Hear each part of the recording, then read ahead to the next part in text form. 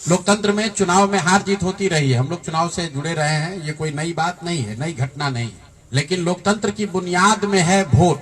सबको वोट देने का, स्वतंत्र होकर वोट देने का अधिकार होना चाहिए। स्वतंत्र भारत के इतिहास में पहली बार ऐसा हुआ है जब समाज का जो गरीब तबका है उसका वोट खरीद लिया गया। ऐसा कभी नहीं हुआ।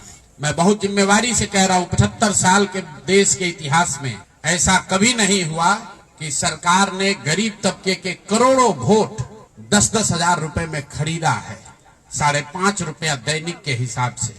ये साधारण बात नहीं है। आपकी जानकारी के लिए बता दूं, भारत उन चंद देशों में है जहां आजादी के बाद पहले दिन से यूनिवर्सल वोटिंग का राइट है कि गरीब से गरीब आदमी भी, अनपढ़ हो, पढ़ा लिखा हो, किसी वर्ग का हो, किसी जाति किसी धर्म का हो, उसको वोट देने का अधिकार है। अमेरिका जैसे देश में अधिकार मिलने में 10 को लग गए। इस देश में यह अधिकार रहा है और बाबा साहब ने कहा कि मैं लोगों को हथियार नहीं, उनको वोट का अधिकार दे रहा हूं और वो वोट के अधिकार से ही पूरी व्यवस्था बनती चलती है। आप जो कैबिनेट का डिसीजन है उसको पढ़िए।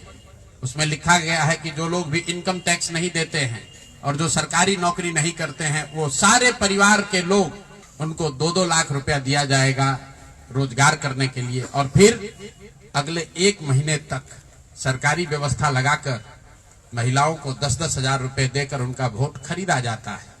उनके पीछे सरकार की व्यवस्था लगती है, वो पैसा लेकर बदल ना जाए। उनको जीविका के समूहों से जोड़ा गया, उनको जीविका की दीदियों को उनके पीछे लगाया गया कि भाई तुम जाकर इसी पर वोट करना। ये हुआ है तब आपको ये प्रचंड बहुमत दिख रहा है। कल गांधी मैदान में लोग शपथ ले रहे हैं, शुचिता की शपथ ले रहे हो।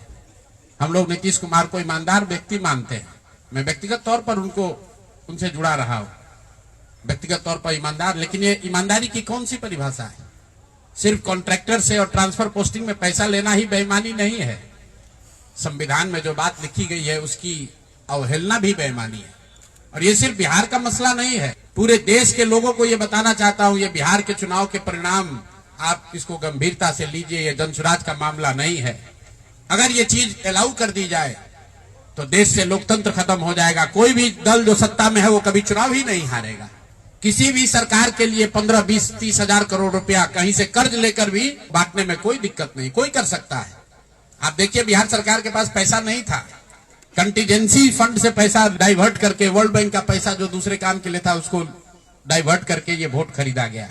और मैं बिल्कुल गंभीरता से दावे के साथ कह रहा हूं, कैमरे पर कह रहा हूं कि सरकार ने ये 10-10 हजार रुपए में वोट खरीदा है। अगर मैं गलत कह रहा हूं तो सरकार हम पर केस कर दे, हमको जेल में डाल दे, पीछे हटने वाले नहीं।